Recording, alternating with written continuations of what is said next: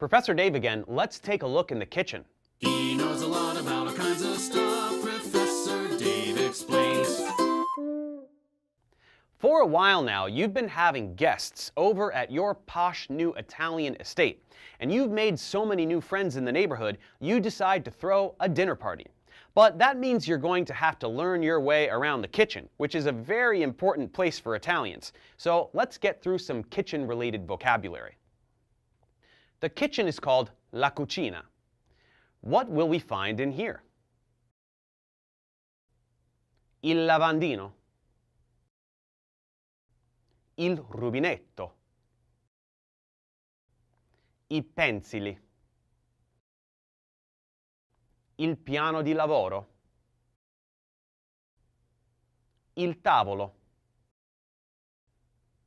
Le sedie. La dispensa.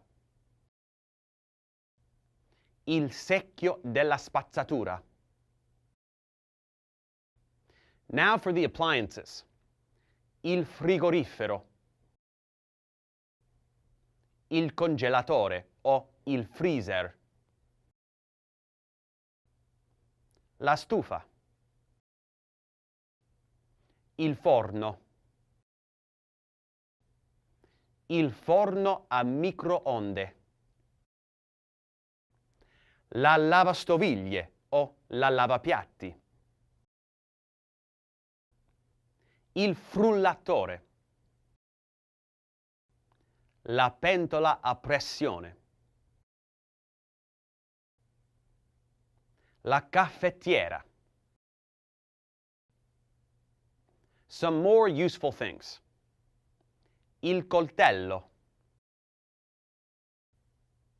La forchetta.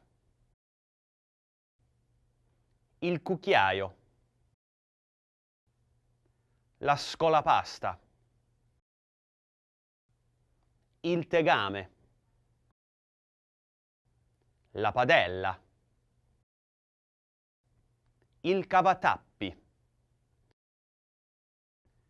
L'apriscatole. Lo spremiagrumi. La grattugia.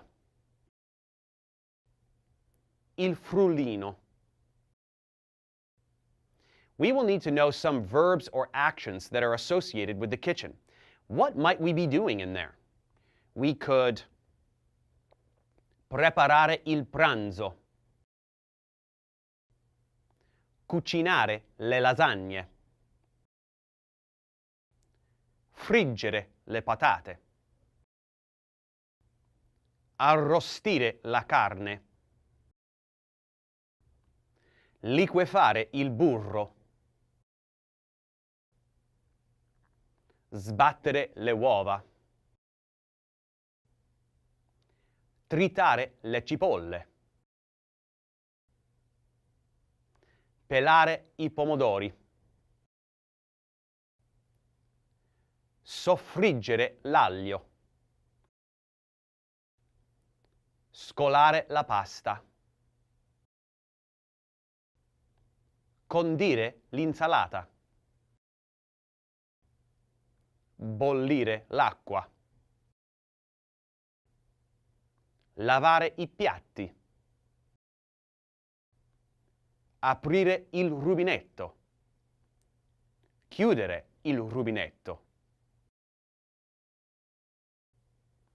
So we didn't necessarily learn how to cook any Italian food today, but just start mixing some things together and see what happens. As long as you end up with some pasta, everyone will be happy. Thanks for watching, guys. Subscribe to my channel for more tutorials. Support me on Patreon so I can keep making content. And as always, feel free to email me, ProfessorDaveExplains@gmail.com.